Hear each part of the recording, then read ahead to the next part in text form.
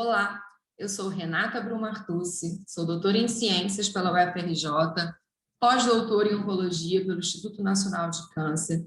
Tenho mais do que 15 anos de experiência em docência, sendo, no momento, professora associada do Instituto de Nutrição da Universidade do Estado do Rio de Janeiro, mais de 10 anos de experiência em nutrição oncológica, sou nutricionista e pesquisadora no INCA e membro fundador da Sociedade Brasileira de Nutrição Oncológica. Hoje eu estou muito feliz em apresentar a primeira aula do curso Capacitação em Pesquisa Clínica para Nutricionistas. Qual é o objetivo desse curso?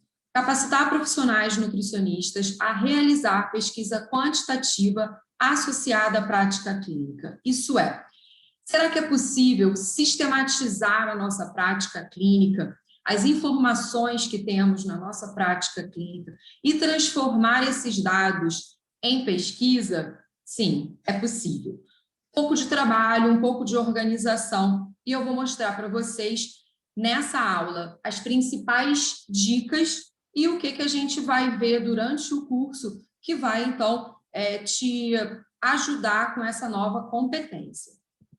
Então, qual é a metodologia desse curso?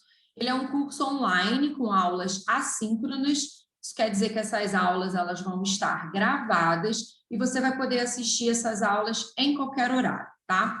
A carga horária esperada, né, são 20 horas, e isso inclui as videoaulas, leitura de texto e atividades. Então, no final de cada aula, vai ter uma atividade prática para que você possa fazer e que você possa, então, ir alcançando o passo a passo no seu objetivo de fazer pesquisa.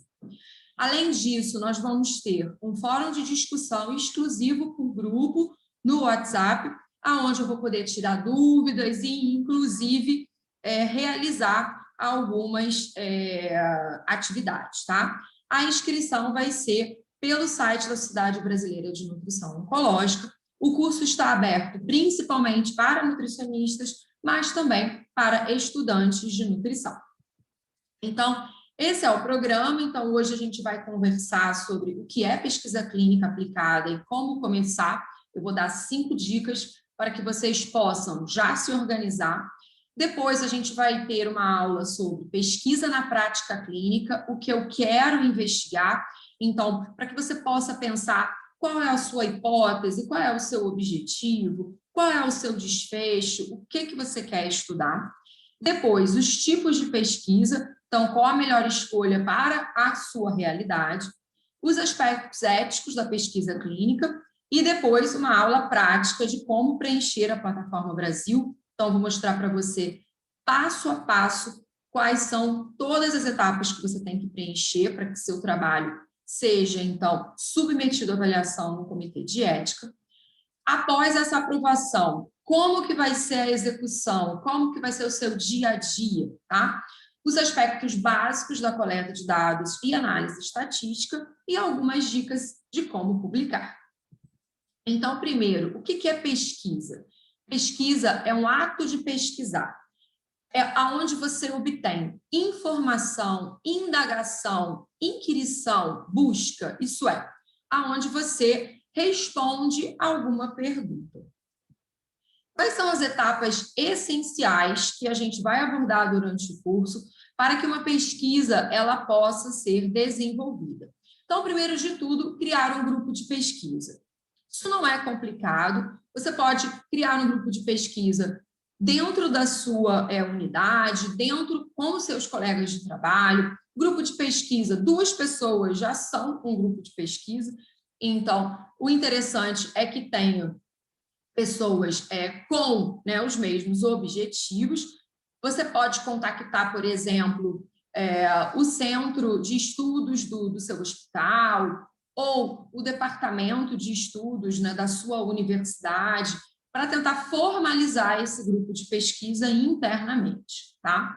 Para que depois você possa alcançar passos mais elevados, como criar um grupo de pesquisa dentro da página do CNPq, que é o Conselho Nacional de Pesquisa, ligado ao governo federal.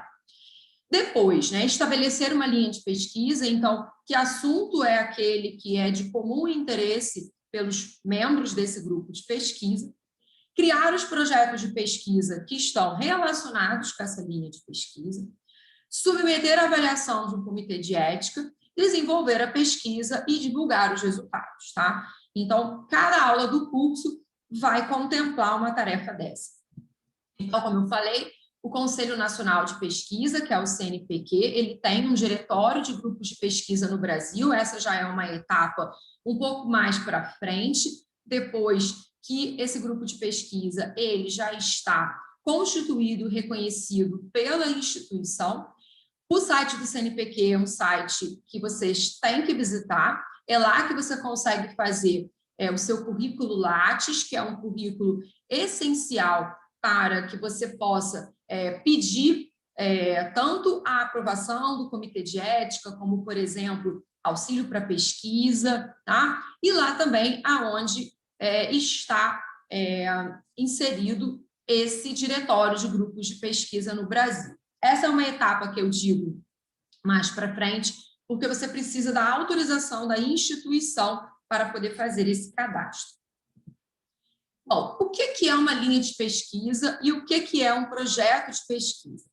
A linha de pesquisa, ela representa temas aglutinadores, tá? Isso é, você tem um conjunto de interesses, tá? Que fundamentam esse seu interesse em pesquisa, então, um conjunto de temas, de onde originam os projetos que têm que ter, então, uma afinidade entre si. Então, a linha de pesquisa, ela é mais abrangente. Então, por exemplo, a minha linha de pesquisa é estado nutricional, sarcopenia e fragilidade em pacientes com câncer. Então, essa é o meu tema geral, tá? Já o projeto de pesquisa, ele é a investigação em si. Isso é, ele tem início, meio e fim, ele tem objetivos específicos e ele visa a resultados. Isso é, você tem uma pergunta, você vai responder essa pergunta, tá?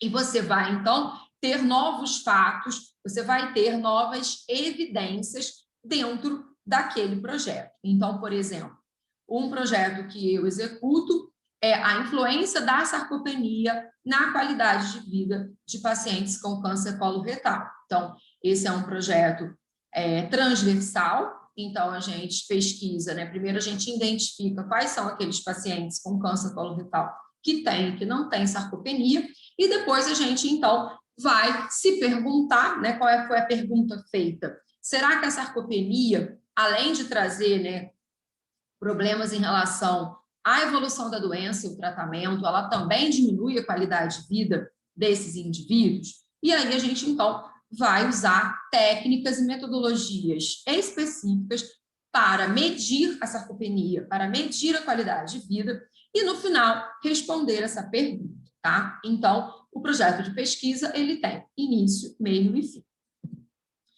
Então, o projeto de pesquisa, você vai ter um tema que geralmente está ligado à linha de pesquisa do grupo.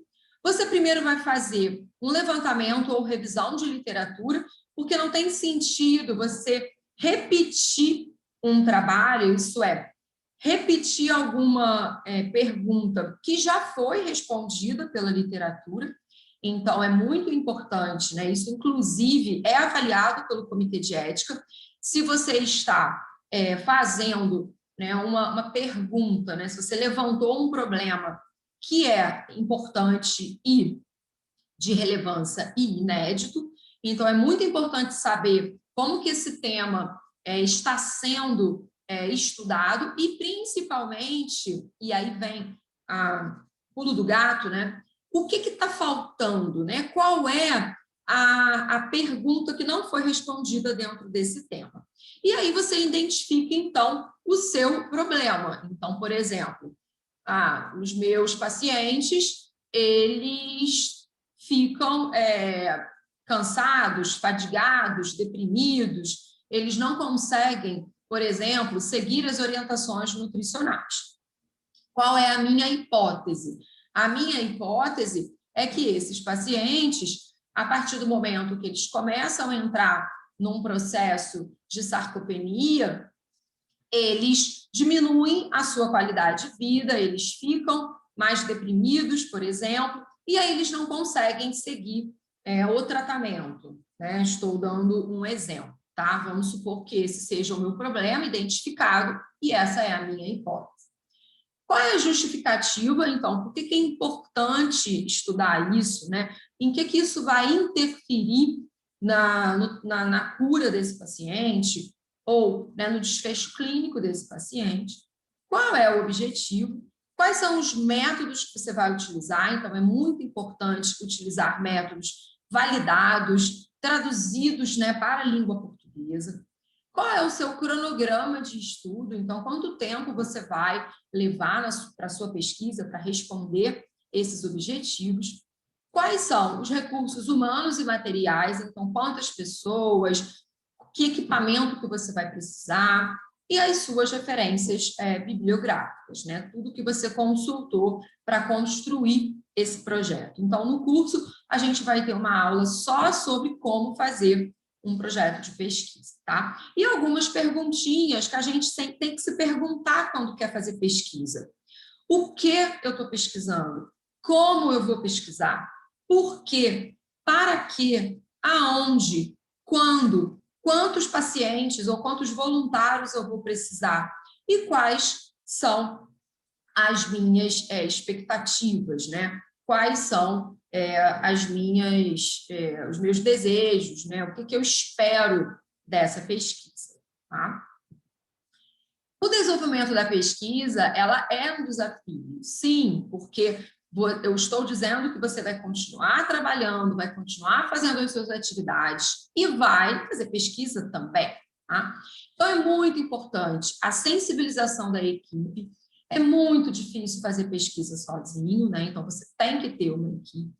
Participação de todos os envolvidos e divisão de tarefas. Análise crítica de cada etapa. Então, não adianta, por exemplo, usar um questionário que não responde a sua pergunta, você seguir a pesquisa inteira e lá no final você não vai ter a sua resposta, você não vai ter a sua conclusão.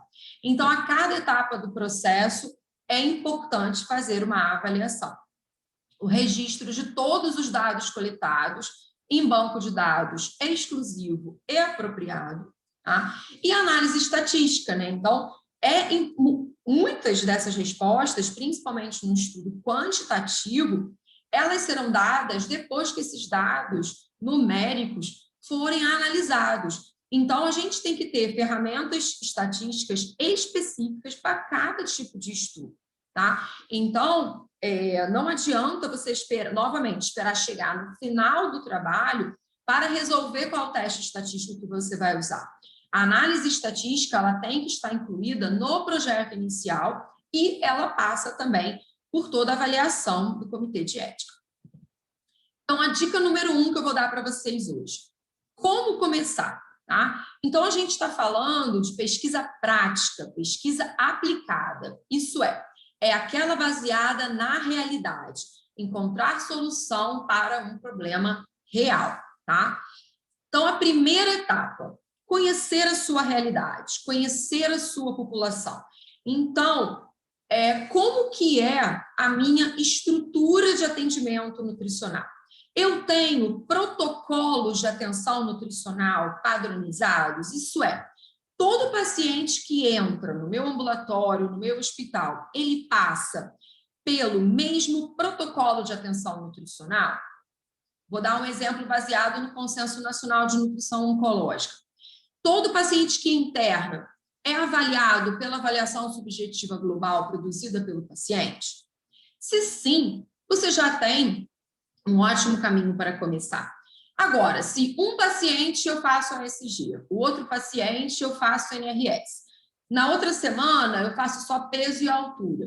Se eu não tenho uma padronização de protocolo, vai ficar muito complicado de eu conseguir usar esses dados, tá? Então, antes de começar a pesquisa, essa é uma etapa muito importante.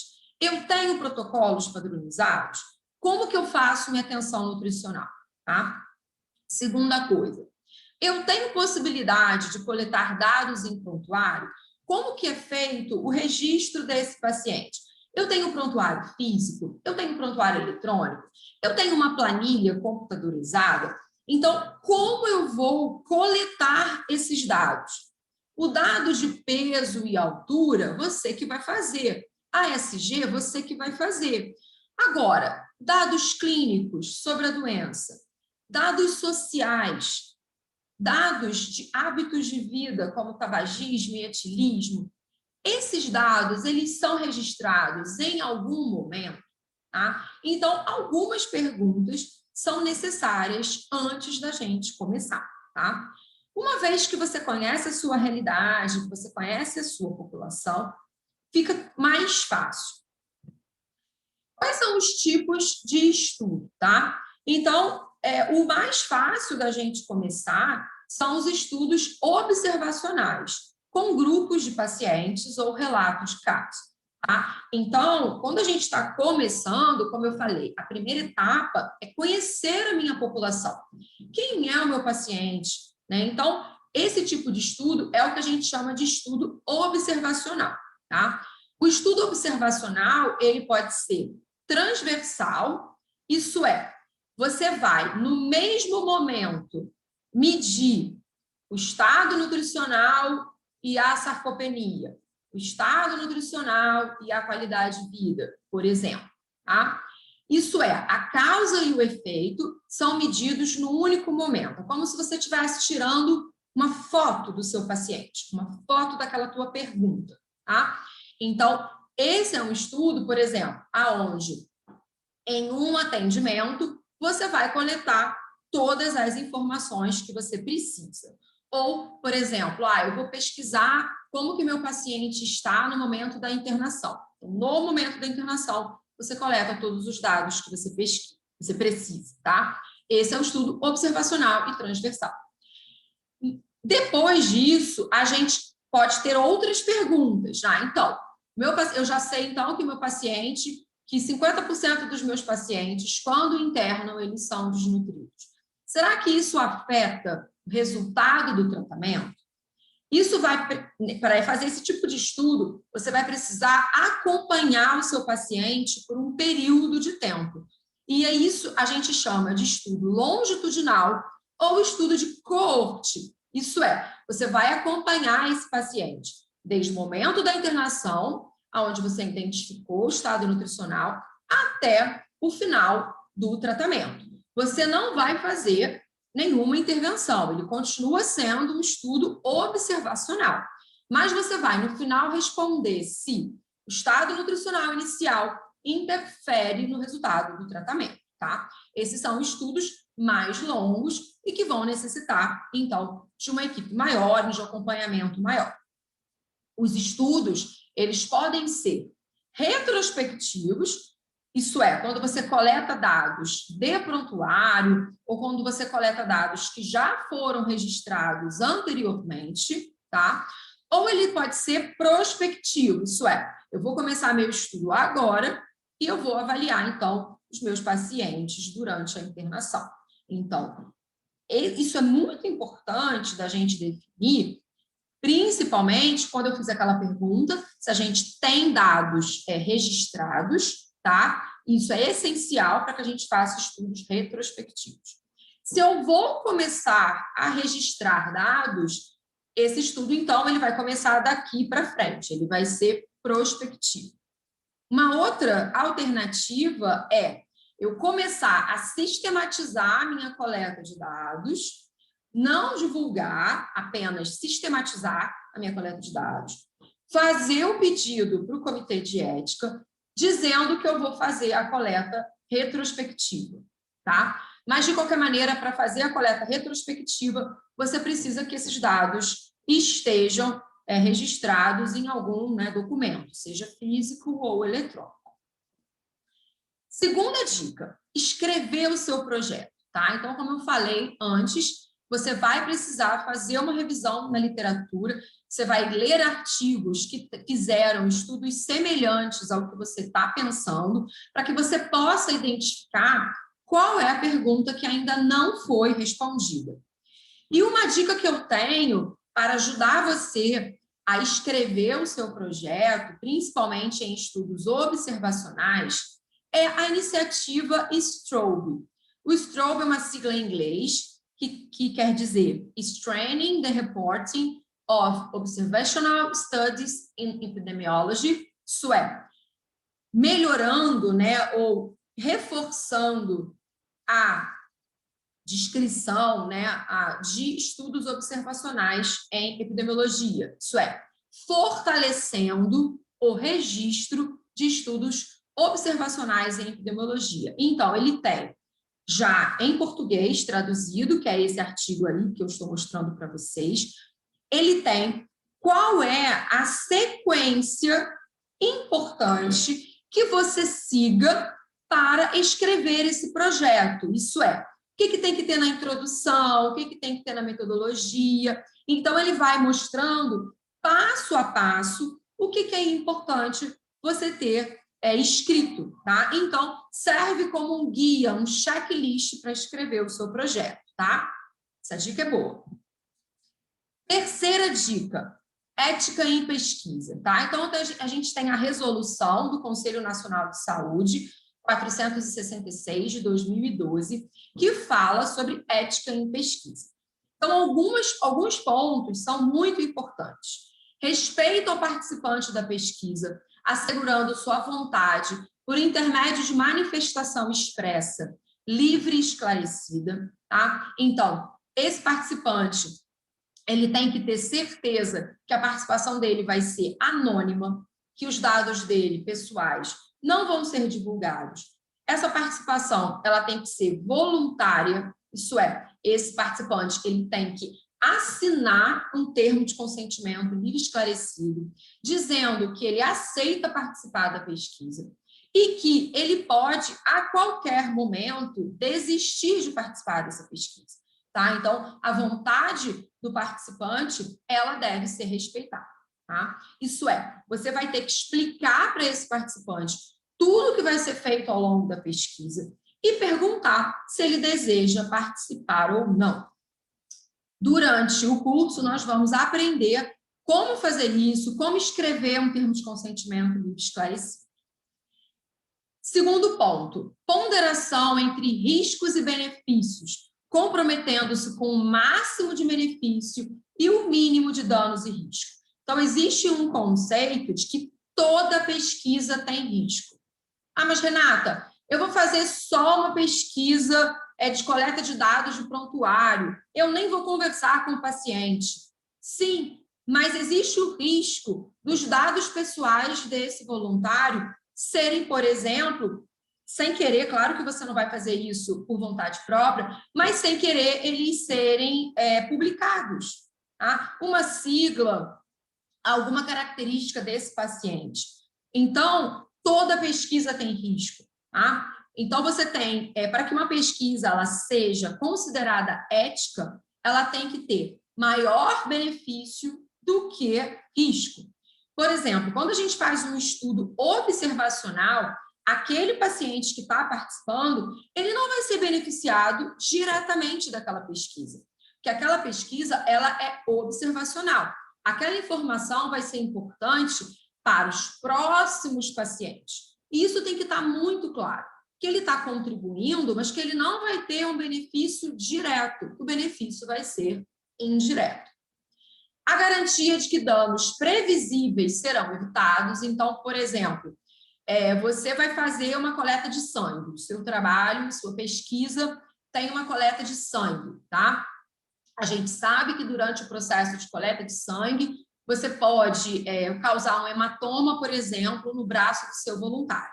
Então, você vai ter que ter uma equipe que tem um profissional capacitado para fazer a coleta de sangue e você tem que estar preparado para orientar esse voluntário caso ele fique com um hematoma no braço, por exemplo. Relevância social da pesquisa e fundamentação científica. Então, a pesquisa, ela tem que trazer um benefício para a sociedade, então, por isso que eu falei, a gente não vai repetir alguma coisa que já foi feita, porque você vai estar submetendo esse voluntário a uma pesquisa desnecessária, porque aquela resposta você já tem. Então, qual é o benefício, qual é a relevância social? E por que eu estou fazendo essa pesquisa? Qual é a pergunta que não tem resposta na literatura? Por isso que é muito importante a fundamentação científica. Dica 3, então, ainda dentro dos aspectos éticos, né? Então, atenção para todos esses aspectos éticos. Como que a gente faz para submeter um projeto à avaliação do comitê de ética? Hoje, todo o comitê de ética é feito numa plataforma online chamada Plataforma Brasil.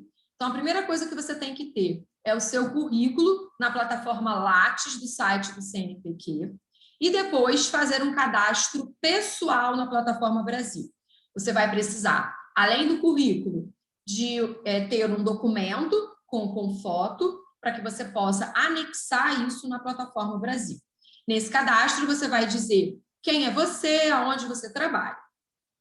Depois, você vai digitar todo o projeto no sistema da Plataforma Brasil. Então, no curso, a gente tem uma aula só sobre isso. No final, você tem que imprimir uma folha de rosto, que é uma folha oficial com os dados principais da pesquisa, que tem que ser assinado pelo pesquisador e pelo responsável pelo hospital, pelo diretor do hospital, o diretor da clínica. Essa folha de rosto ela tem que ser digitalizada, incorporada na Plataforma Brasil, e então esse projeto eletrônico ele é enviado para análise, tá? Hospitais maiores, universidades, eles têm o seu próprio comitê de ética, então, na hora que você envia o projeto na Plataforma Brasil, o próprio comitê de ética do hospital recebe. Instituições que não têm comitê de ética vão ser avaliados por comitê de ética ou da Universidade Federal mais próxima ou da Secretaria Municipal de Saúde, tá? Então, isso tudo a gente vai conversar durante o curso. Em algumas situações, o pesquisador pode pedir isenção de termo de consentimento livre esclarecido. Isso é, quando você tem situações em que, por exemplo, estudos retrospectivos com dados de prontuário de 1 ano atrás, de 2 anos atrás. Então, eu quero ver, meu hospital ele abriu no ano de 2000, e eu quero ver como é que era a minha população que frequentava esse hospital no ano de 2000. Então, esses dados vão ser coletados em prontuário e eu não tenho mais acesso a essa população, porque essa população era uma população que frequentou o hospital há 20 anos atrás. Eu não tenho como, no momento, pedir assinatura de termo de consentimento livre esclarecido. E eu só vou coletar os dados que estão disponíveis no prontuário. Então, existem algumas situações em que o pesquisador faz uma justificativa e que não precisa de termo de consentimento livre esclarecido.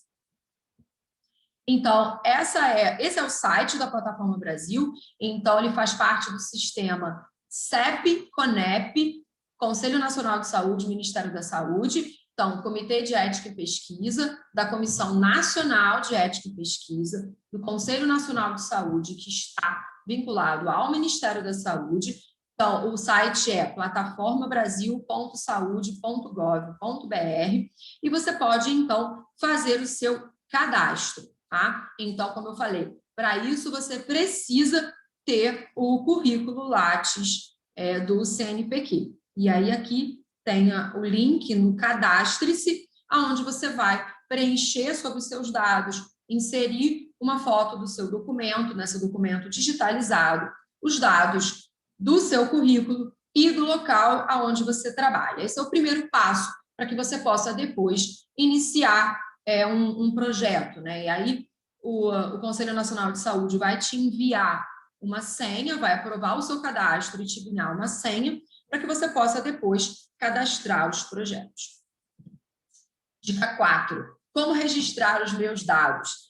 Então, o mais comum é a gente registrar em plataformas, em planilhas, por exemplo, com a planilha do Excel, que faz parte do sistema Windows da Microsoft, O Excel, na verdade, ele não é um verdadeiro banco de dados, ele é uma planilha de trabalho, mas ele pode ser utilizado como banco de dados.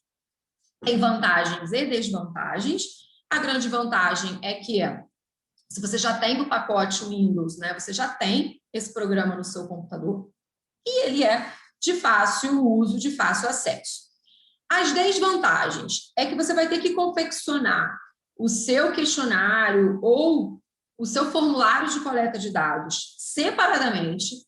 Você vai ter que ter, né, um lugar onde você registra os seus dados, que pode ser em papel, ou pode ser no próprio Excel, ou no Word. Depois que você preencher esse questionário, você vai ter que levar isso, né, para o Excel.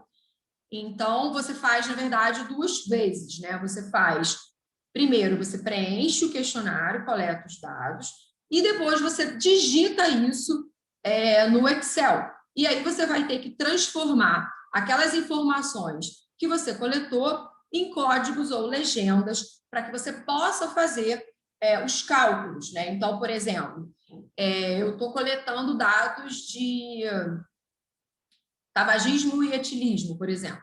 Então, tabagismo eu tenho o ex-fumante, aquele que nunca fumou e aquele que ainda fuma, né? Então, eu vou ter que fazer códigos. O 0 é aquele paciente que nunca fumou, o 1 é aquele paciente que ainda fuma e o 3 é o ex-fumante. Então, eu vou ter que codificar isso. E depois eu vou ter que digitar, eu vou ter que colocar lá para cada coluna qual é a informação, tabagismo, e vou colocar lá os meus numerozinhos, 0, 1 e 3. Tá? A outra alternativa é utilizar plataformas de tabulação de dados de pesquisa. Existem algumas gratuitas e algumas pagas. Claro que as gratuitas têm um pouco mais de limitação, mas nessas plataformas você digita o questionário, você digita a pergunta. Então, por exemplo, o paciente fuma atualmente? Ou qual é o estado em relação ao tabagismo? E aí você vai escrever, né, vai botar as opções, não fuma, ex-fumante, fumante atual, e aí você vai, então, quando você estiver entrevistando o paciente ou fazendo coleta de dados de prontuário, você vai preencher esse questionário online, e no final você vai ter lá, depois que você terminar de fazer a sua coleta, o programa automaticamente, quando você finaliza, ele te fornece uma planilha, por exemplo, de Excel, já com todos os dados tabulados, tá? Então, a gente vai ter uma aula só sobre isso, conversar um pouquinho como que a gente pode fazer o registro dos dados.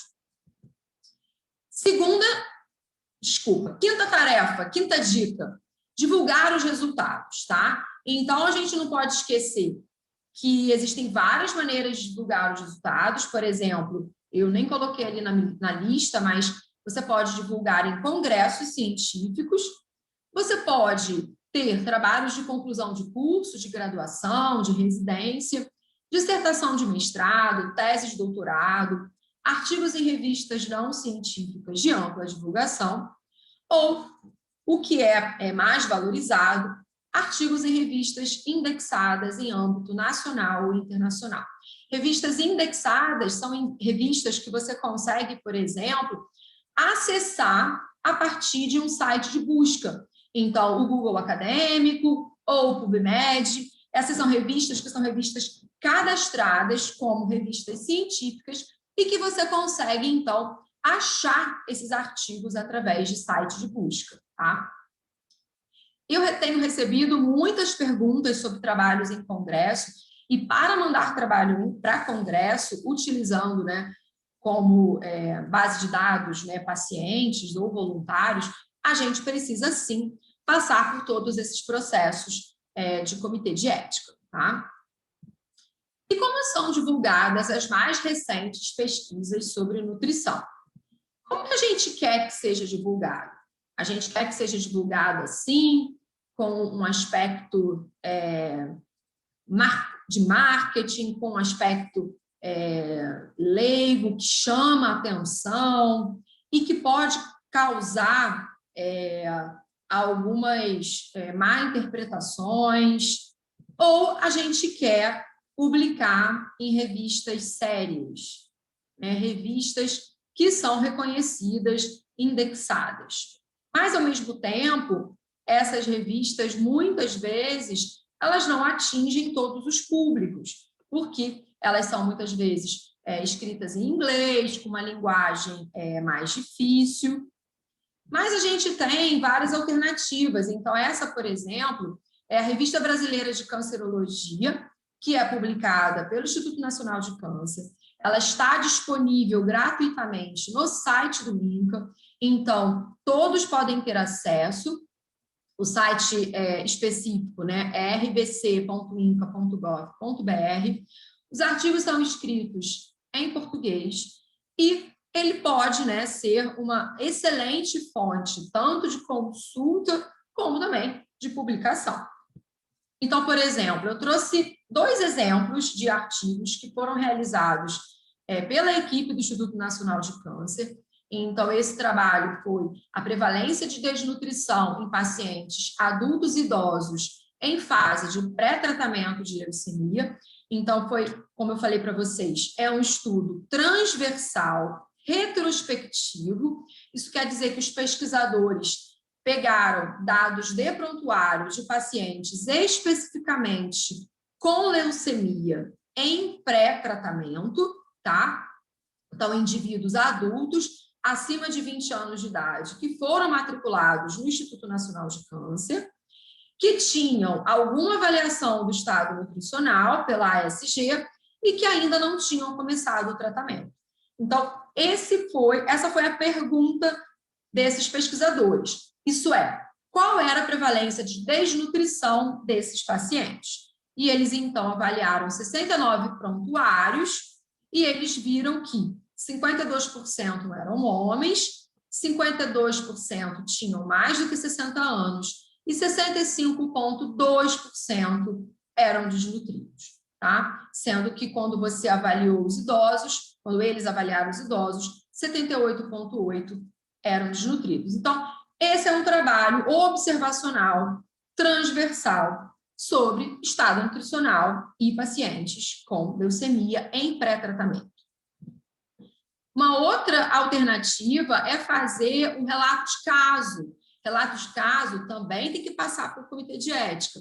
Então, o que aconteceu? Esse era um paciente com câncer de mama com metástase gástrica, que não é tão comum assim, é raro, e aí as pesquisadoras justificam logo na primeira frase do resumo: o surgimento de metástase gástrica oriunda de neoplasia de mama é raro, e foi, então, um paciente que elas acompanharam, que elas fizeram, então, um suporte nutricional. Então, é um trabalho longitudinal. Então, elas pegaram essa paciente que tinha câncer de mama, metástase gástrica, e acompanharam por um tempo, principalmente pela questão, né, de perda de peso, que essa paciente teve perda de peso.